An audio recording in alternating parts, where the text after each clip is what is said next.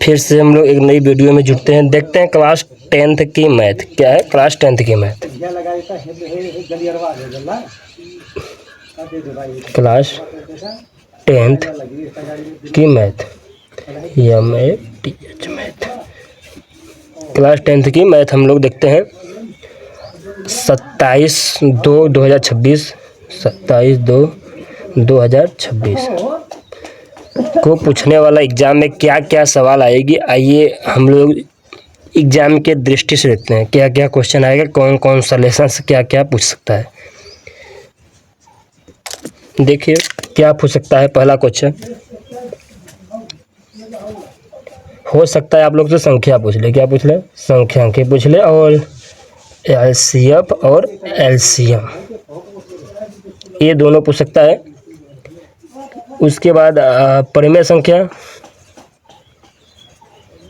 परिमेय संख्या और अपरिमेय संख्या,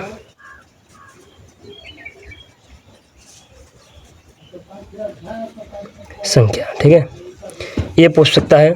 देखिए परिमेय संख्या क्या होती है? जो P/Q के रूप में हो, P बाई लिखना चाहिए तो Q लिखा था, सॉरी, Q बराबर 0 और P बराबर ≠0। P का मान 0 नहीं हो सकता है, Q का मान 0 हो सकता है, P का मान 0 नहीं हो सकता है। आगे देखिए क्या पूछ सकता है आप लोग से। उसके बाद पूछेगा आप लोग से बहुपद। क्या पूछेगा?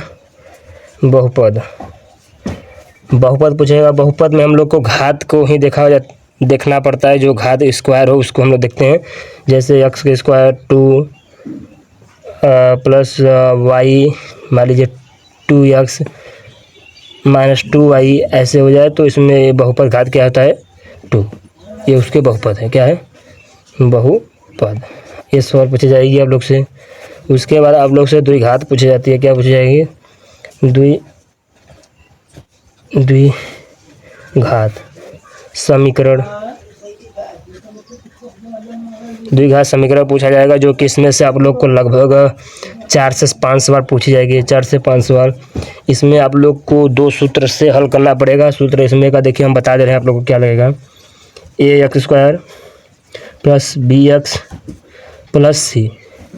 एक फार्मूला ये तो होता है, दूसरा फार्मूला होता है a1/a2 बराबर b1/b2 बराबर c1/c2। ये फार्मूला लगेगा। एक इसमें और फार्मूला लगता है जो कि सिद्धांत का सूत्र है, माइनस प्लस √4ac। ये फार्मूला है, ये आप निकालते हैं, जो कि हम सिद्धांत का विभीकरण का सूत्र होता है हमारा।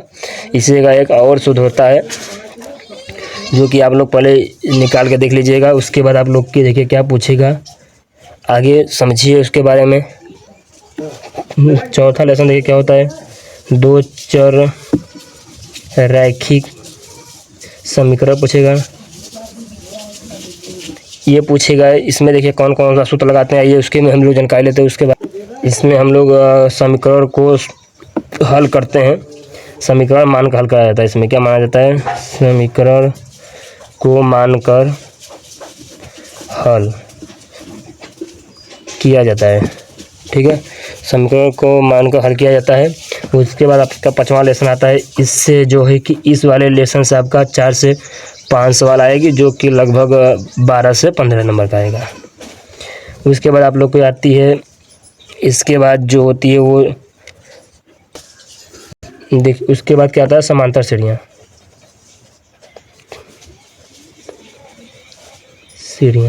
सीढ़ी ये भी होता है, श्रेणियाँ होती है। सीढ़ी नहीं होता है, श्रेणियाँ होता है। इससे पूछा जाएगा। इसमें आप लोग को एक फार्मूला लगाना पड़ता है। उस फार्मूले का नाम है SN बराबर दिखाते हैं हम लोग।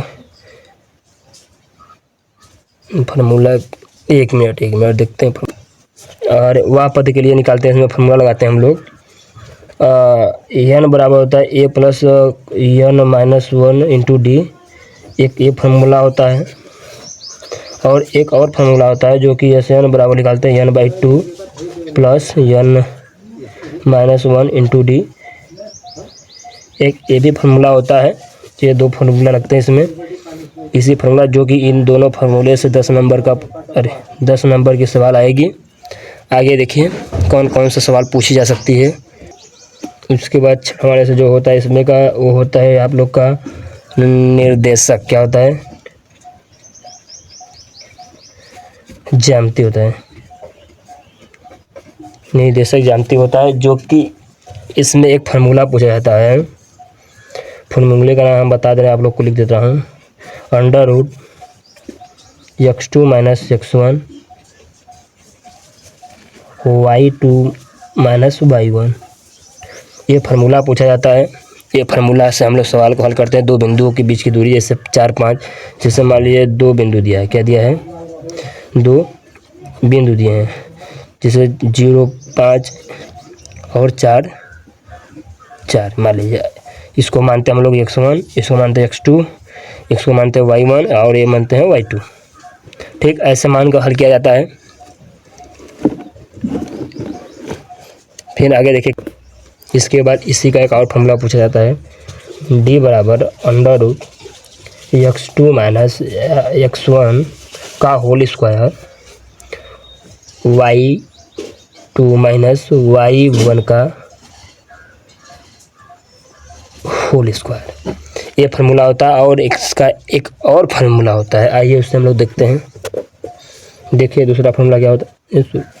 दूसरा फार्मूला होता है d बराबर x1 माइनस x2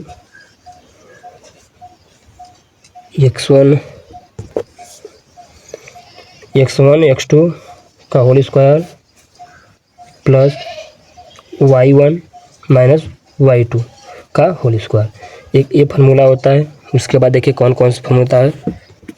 उसके बाद देखिए आप लोग का आता है त्रिभुज। क्या आता है?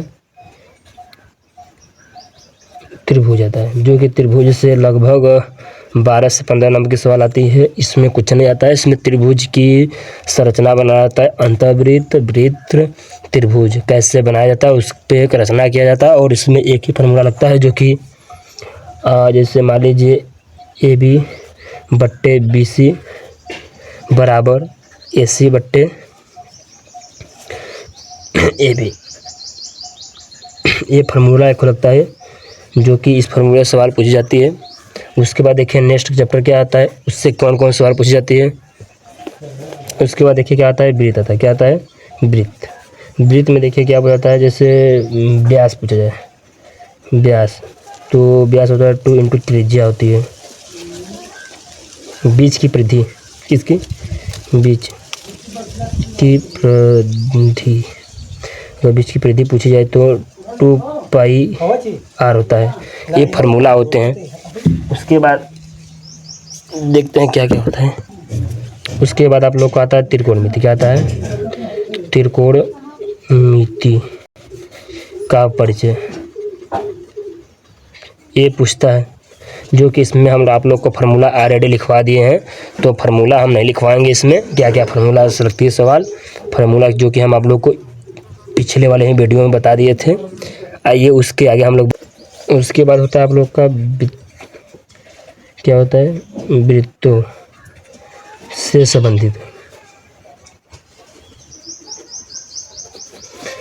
पूछा जाता है और क्षेत्रफल निकालने के लिए लेता है। तो इसमें फार्मूला क्या क्या लगते हैं, आइए उसके बारे में हम जिक्र करते हैं।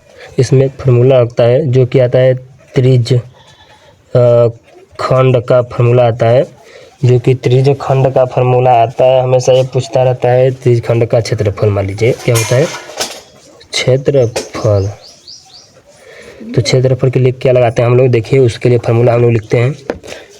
फार्मूला क्या होता है कि बराबर theta by 360, theta by 360 pi r square. क्या होता है? इंटू पाई आर स्क्वायर, ये इसका फार्मूला होता है। इस पे सवाल लगाई जाती है। और एक और होती है, जो कि त्रिज्य खंड चाप की लंबाई